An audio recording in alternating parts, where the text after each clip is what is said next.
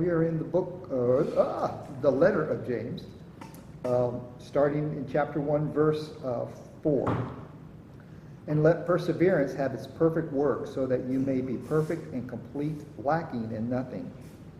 But if any of you lacks wisdom, let him ask of God, who gives to all generously and without reproach, and it will be given to him. But he must ask in faith, doubting nothing, for the one who doubts is like the surf of the sea, driven and tossed by the wind. For that man ought not to expect that he will receive anything from the Lord, being a double-minded man, unstable in all his ways. And we'll stop there at 8 with it. If you're starting to get the sense that just in those first few verses, they're like completely different topics, different little things. They don't seem to be tying in a long story.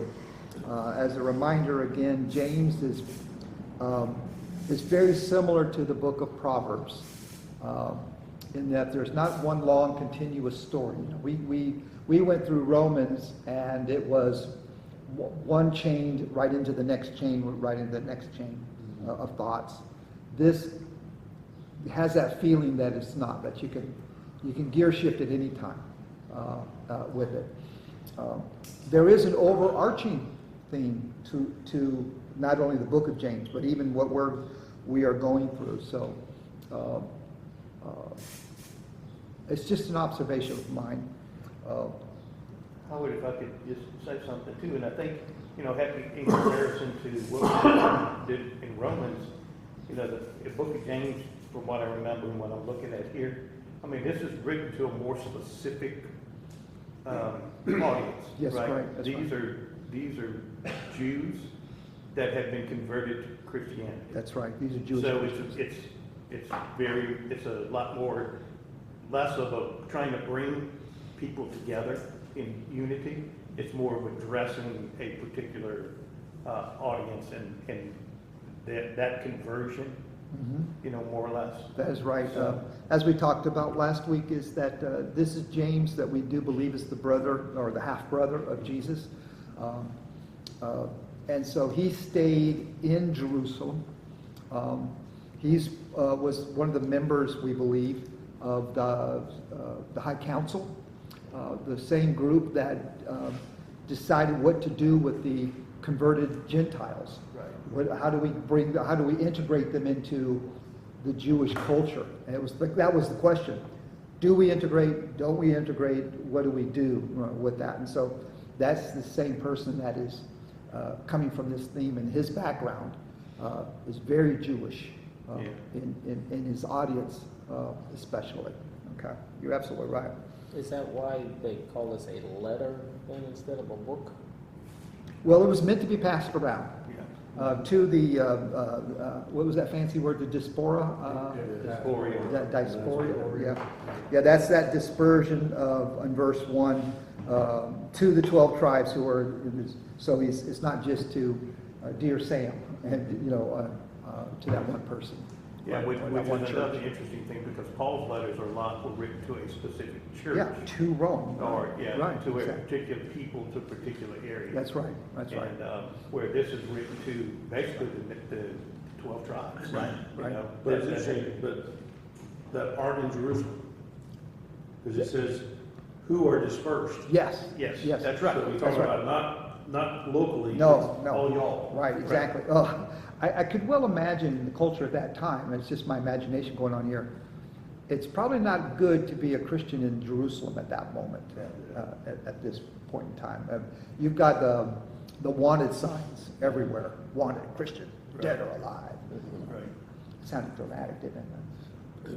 But, I mean, the fact that he connects it also with Jewish history, the diaspora is meant to invoke the fact that, they're not in the promised land. The Jews, a lot of Jews were kicked out when Alexander came through and Right.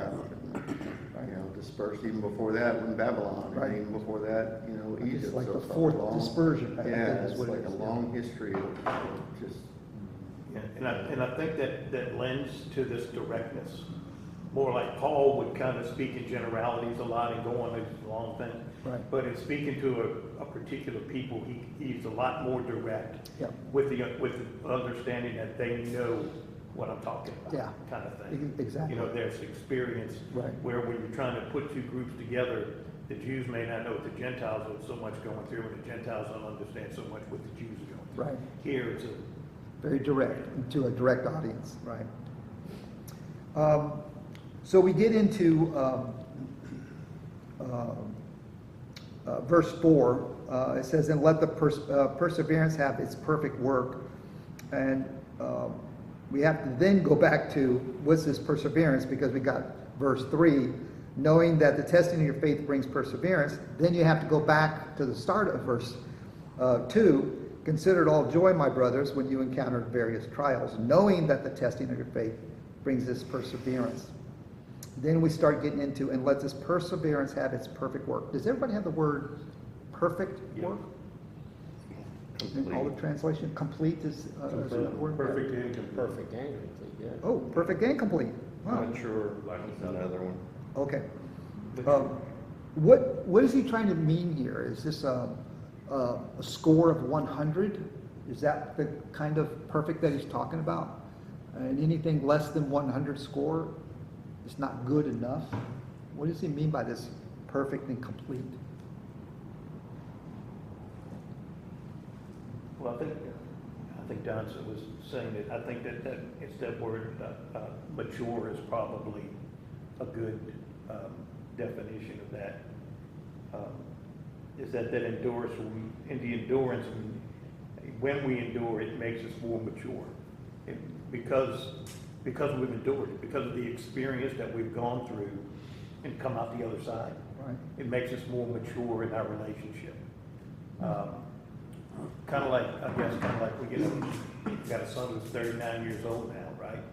And start to see as he's getting older and the experiences that he's going through, he has a more mature understanding of who I am because of what he's experiencing now, right? So it's a more mature understanding, a well-rounded or complete understanding because of the. I got 2 more years. You get a couple.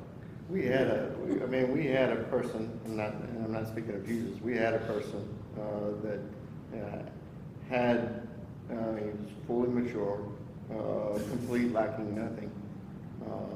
Him and his wife, and they chose to make something else a priority other than God. And in that garden, they lost something. We lost something since that time. We had perfect fellowship with God up until, at that point, and then, we just lost it. Mm. And so, it's a reminder that in Christ we have gained that back. And while we're not perfect yet, we are being made perfect throughout these trials. Is it one of these pass or fail kind of tests? Where you have to be absolutely perfect in all that you do. Like multiple choice. Yeah, Yeah, maybe it's a pass. Yeah.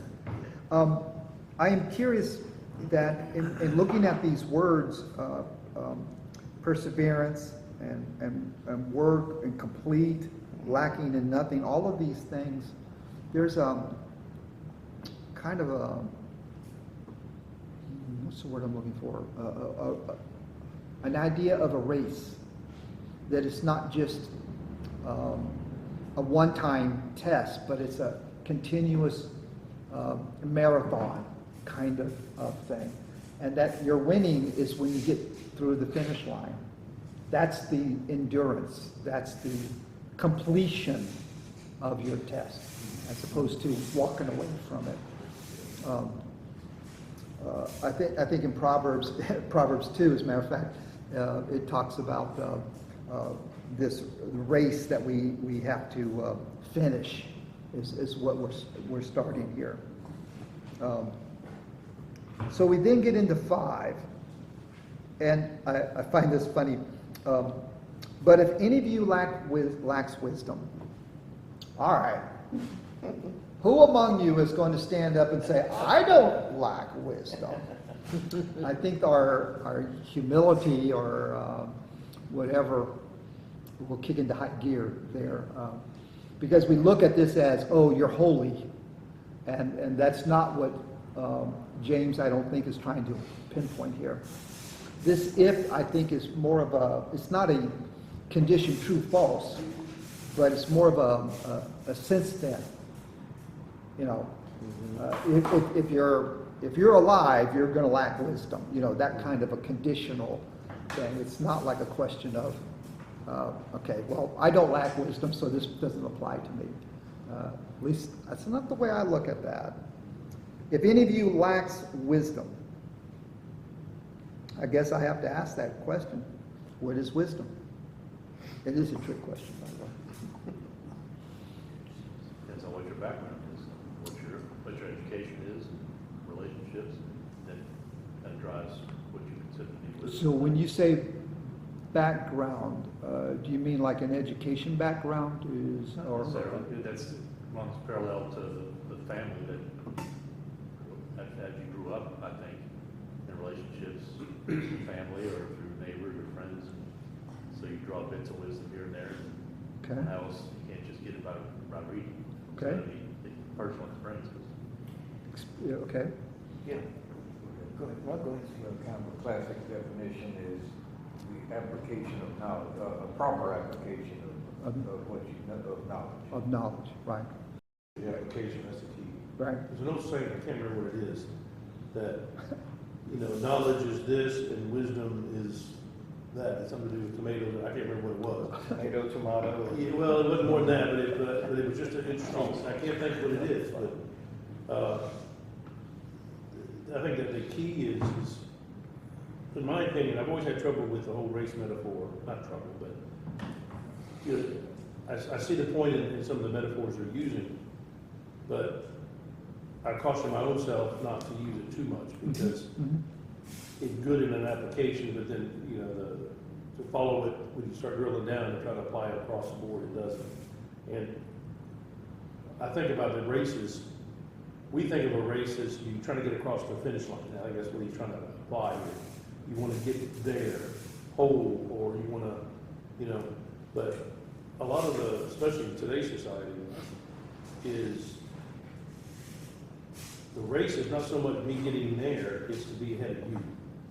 Yeah. And so I can work harder, I can drive faster, whatever, to get there first, or I can cut his knees out. Because it does the same thing, it keeps me in front of it. And that's the not problem, but the issue I kind of have with a race, because a race implies a single winner. In my mind, anyway, it's a competition. Right. And I'm not competing against my fellow brother Christians. Right. I'm competing against the devil. You could argue, you know, you could figure out how to play with that metaphor. But I see it more as a team sport. Sport's the right word, but team activity, and not cutting down and belittling somebody else. That's where I have, again, it's not a trouble. No. I understand what you're trying to say. No analogy is perfect, right? Yeah. But Yeah. I think that the part of lacking wisdom also has to do, you know, we talked about that it's enduring those trials that we go through that matures our faith. But if we don't have what we need to go through those trials, that God will provide us with the wisdom of how we apply Right. His Word to Right. get us through those trials. Right. And as we go through those, so we lean on Him getting through the trials. And on leaning on Him to get us through the trials, we become more mature. And I think that's kind of to be open to it. yeah. And I think, you're right. I think this wisdom that he's talking about here is not general wisdom of everything. No. It's wisdom of that specifically, how to get closer to Christ. Right, how to endure the trial that we're having, because we, you know, it's all that in who he's addressing. The starting line is they have come to faith in Christ, right? Yes. Not all in the same level. There may be in different levels, but as we go through, as each one of us goes through a trial, and we go either we make it through the trial using wisdom, or sometimes we don't. sometimes we don't make it through the trial of using wisdom, and we wound up having to, confess or do whatever. But that's not the end of it. Then we can still go to God and ask for wisdom. I failed at this. What can I do to succeed, to get through this trial or whatever that's coming up? So it's all that we start at a good starting point, and then everything just relies on who He is, and calling on Him to get us through the trials that we're going to, on the testing that we have to go through.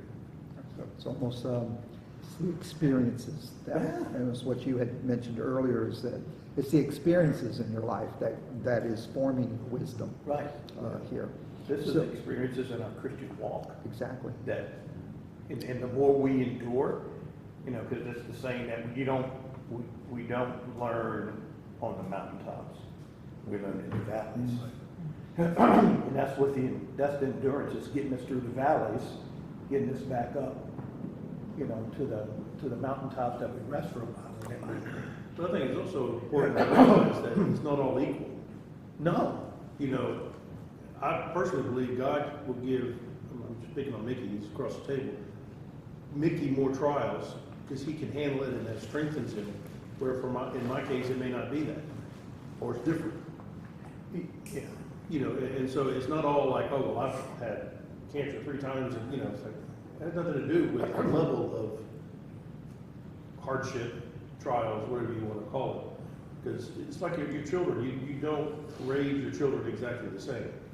They're different personalities, and what really affects one child is totally oblivious to the other one, so you have to flip it on another child.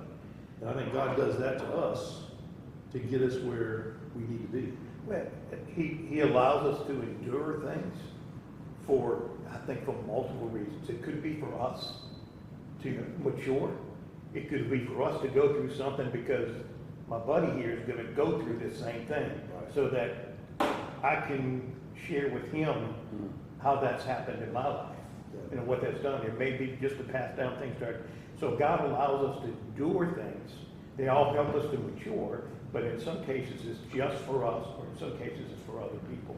That we can share, especially brothers and sisters in Christ. Okay, so let's take a half step back on this, just a step back, and ask the question. Then he's talking about these various trials, and when you encounter them, and that you should consider it a joyful thing.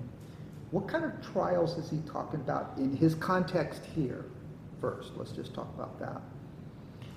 Persecution Persecution is Right. the general theme. Right, in that because they've been dispersed. Why are they dispersed? Right. It's the persecution. So keeping that in mind, now I'll flip it over to this. Now today, how does this verse apply to us? I mean, we're not being kicked out of our Jerusalem, if you will. We're not being chased down if you have a cross on your house or something like that. So what kind of trials does this apply to us? Does it at all? Bring up the baseball team putting the Bible verse on their cap. That's a good Well, example. we see that at our level, but in their, I mean, they're being fined. They're probably getting threatened, emails, even their own organization. Well, they stepped up to forum, but it's Okay. having to live my Christian life through this worldly process. Yeah. So in that example, great example, that was initiated because he did something overtly and on purpose. I'm not knocking that at all. But we generally, do we go around and put Christian stuff on people that aren't Christians? Do we do that, or we just kind of coast? We're kind of like the secret Christian man. Well, I think here in the U.S. we kind of coast, but I think there are places around the world where the church Absolutely. is persecuted. Absolutely. how And they're many- scared. They're you know. scared to show their Christianity or Right. their love for God because they're afraid they're going to get Sure. sued. Right. You know. Yeah, I understand. And So how does that apply to us? That's them. What about and us? them. Right? You talking about Mandeville, Louisiana? Mandeville, Louisiana, or, well, especially Covington. Yeah, and they stay open late. My book, one of the things says various trials, so Yeah. I mean, it could be a sickness, That's a good point. Yep, you know, I mean, your trial could be you broke, you Right. know, and you're Right. struggling financially. right. Or having neighbors that need help Yeah. Yeah. in whatever way. You know, you step out and Right. show the love of Christ, or you just kind of, somebody else take care of it. Right. Okay. All right, so keeping us level set there. So if any of you lack wisdom, or if any of you lack wisdom, directive number 1 says to do what? Ask God. Hmm. No, to me, every time you say, if any of you lack wisdom, I put understanding for that wisdom in my mind. Yep. I think that, to me, that's what I'm thinking. And so for me, You I, lack understanding, not Yeah. so much wisdom. and that's why I was pushing on the word experience. If any of you are lacking the experience of applying your faith, is where I'm seeing that from. So that experience is understanding, you know, how you got through those trials Yeah, in the first absolutely. place Yeah. on it. So that's a great point, John. My eyeballs back on. So that sounds great, easy to do. Let him ask of God. What's the problem with that? Or let me say it this way. So what is your problem with that? Why can't you ask God? Why can't we ask God? Well, I think we can, but it all goes back to your faith. I mean, we can ask anything, but if you don't have faith, you know, Is it that? Or is there something more than just about the faith? Let me ask it this way. What do you mean by your lack of faith? What are you trying to well, I guess leaning on yourself maybe too, you know, not putting all your faith in God. okay?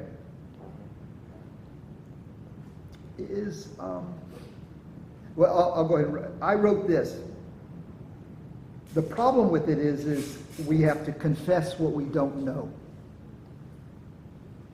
It gets down to, God, I'm asking for your help because I flat out do not know. I don't know where to go. I don't know what direction. I don't know how to handle it. And I don't know about you guys, but to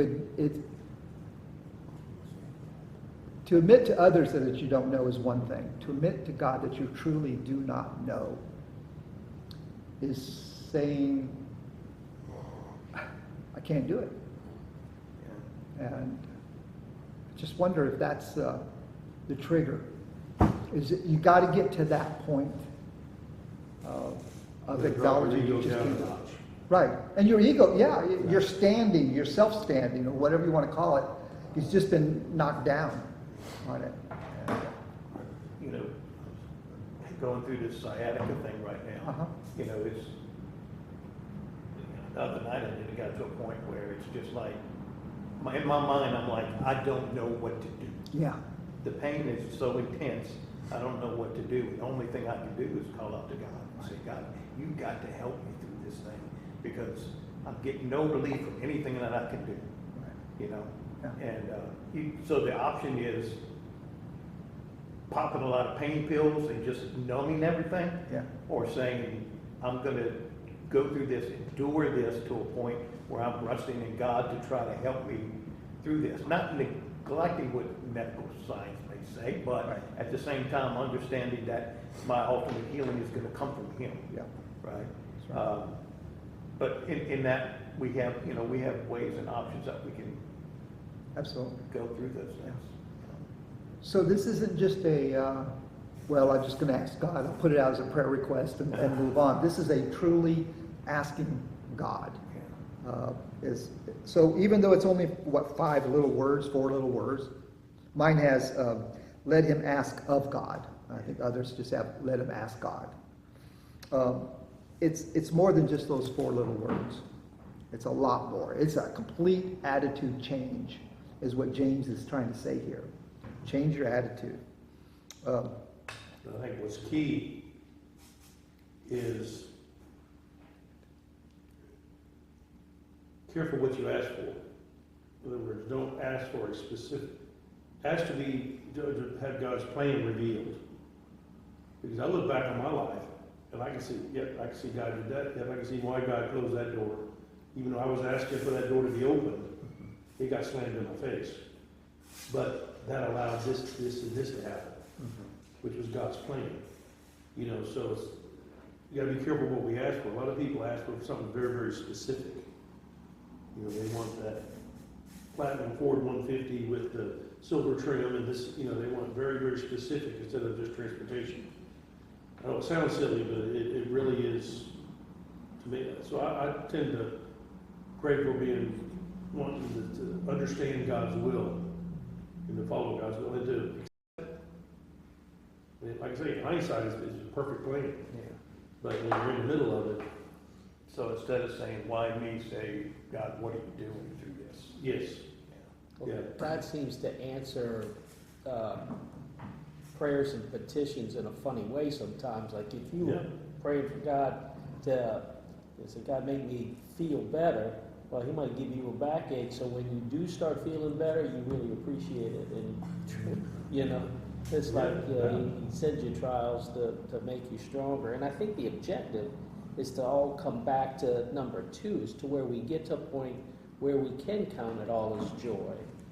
And that's tough to get to, you know, if you can be like Paul and count, you know, all of these things as joy.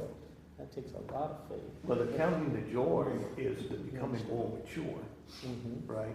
The joy is when our relationship with Christ becomes more mature, then that we can experience that joy. But in order to get to that, you've got to go through all of these things in order to reach that, you know, to reach that point again. And to me, the unique thing too is that it says, you know, that ask God and He will give to all men generously and without reproach, and it will be given to Him. Sometimes that's not immediate. Yeah. So what we have to do is endure waiting for what God is doing for us, and have that, and that's when we get to verse 6. Right. Yeah. I wrote the word "when" with a question mark. Yeah. Because it does not answer the when That's right. on it. Just, it will be given to. And that's what You will get your answer. answer. It's not what you request. You're not going to get what you request. You're going to get what God gives. Right. Yes. I think it's very important to understand that. I don't care how many times and how much you ask for. You're going to get what God gives you, not what you want. Yeah. It's about Him Yeah, and what He's doing. exactly. Yeah. And having that attitude of acceptance that God has what's good for me. Yes. And that might mean going through the sciatica. It might mean walking through life, no pun intended, without a leg. Mm-hmm. You know, it might mean that. Are you really ready to accept that? Do you really then want to ask of God that? Because that means then you have to acknowledge that you don't know. Yeah. I don't know, that sounds kind of scary to me. It's like, you know, that's that faith walking out over the edge. Yeah. I think of the movie where the Indiana Jones ones, where he has to walk out on faith, throws the dust, and he just has to walk out. That kind of a thing. I'm walking, but I have no idea what happens here. You know, think about the persecuted church in Africa and stuff right now. I mean, that's life and death. That's, yes, I'm a Christian, my head goes off. Yeah. You know, I mean, it's Sure. that type of Yeah. decision, you know, that you.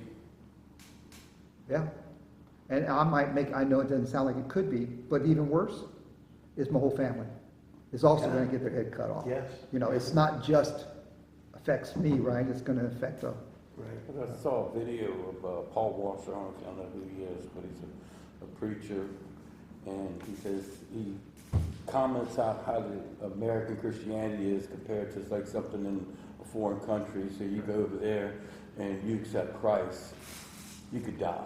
Yeah. And as a consequence, you have to think about it. Yeah. And Yeah. to me, that's Yeah, pretty strong. You know, just to say I'm a believer of Christ, that's easy to say. Yeah. When there's a consequence of your life being taken away. which could happen back then too, you know, it could be hauled off and fed to the lions, and being burnt to the pulp, you know, and singing songs of hymns and stuff like that. Okay. I think James is asking a lot of us at this point here, but we do have to stop, so I have to put it. We're picking up at six. Yeah, technically it'll be 6. But I want to go back over 5, because there's a couple more, 1, 2, 3 more points. Making 5. But that's what we're stopping. What are you guys praying for?